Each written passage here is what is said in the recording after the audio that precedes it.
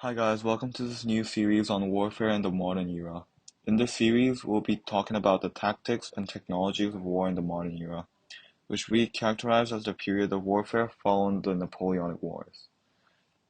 In this episode, we will outline the defining features of modern war, overview the key technologies developed before the era that became useful during the period, and explain why we think Napoleonic Wars is often described as a transition to the period of modern warfare. In the following episodes, we will explain how the modern war technologies participated in the Napoleonic Wars, how modern technology won the Opium Wars, how modern tactics won the Franco-Prussian War, and how the First and the Second World War are different.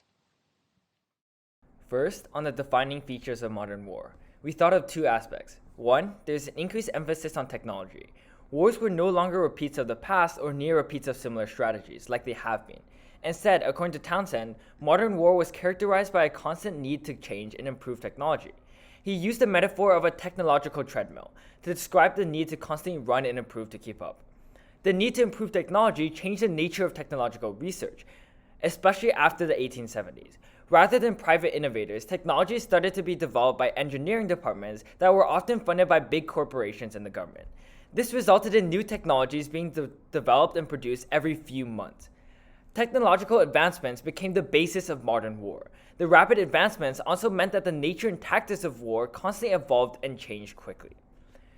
2. Modern warfare also had an increased focus on logistics. Instead of having a reliance on supplies based in conquered areas, there was a development of supply chains. For example, the first military trained regiments, units dedicated to transport of equipment, were developed in 1807 by Napoleon.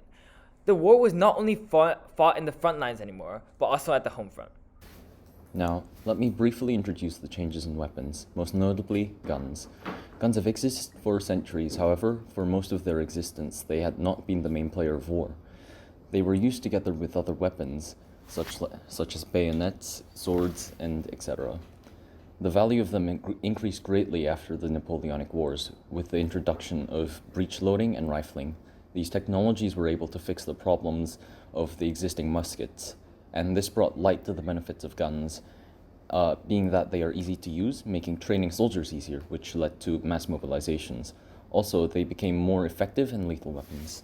The earliest artillery introduced in the 14th century consisted of cannons and motors made of bronze, brass, or iron, which were mounted on two-wheeled carriages. However, during the 18th century, artillery faced several challenges that limited its effectiveness. These cannons and motors were heavy and large, making them difficult to transport, especially given the poor state of European roads at the time. Consequently, they were primarily moved around by civilians who sought to avoid conflict, resulting in minimal mobility on the battlefield and often bogged down.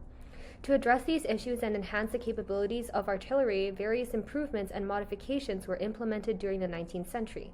One notable development was the introduction of lighter and more manageable cannons. These cannons featured larger wheels, enabling greater mobility on the battlefield. Furthermore, efforts were made to enhance the quality of ammunition used, ensuring better performance and accuracy. Another significant advancement was the adoption of the block trail, a modification that increased the efficiency of the artillery. Additionally, officers were specifically trained in the handling and utilization of artillery, improving the overall effectiveness of these weapons on the battlefield. When transitioning into the Napoleonic era, there weren't many technological developments. This pushed each power more or less into an even playing ground, making the only significant differentiating factor the tactics employed to utilize the weapons and the overall army doctrine. Maneuver is one of the two components of combat, the other is firepower. This quote by William Lind in the book Brassey's Encyclopedia of Land Forces and Warfare really encompasses the idea of warfare. It was the general's decision of how to balance these two aspects to achieve maximum effectiveness, which really impacted the outcome of each war. That is it for today's video on the introductions of modern warfare. Hope you guys enjoyed it. Hope you guys enjoyed it, learned something new, and found it interesting. Next episode, we'll be covering the Napoleonic Wars and the sort of developments of technology and tactics during that time. See you then.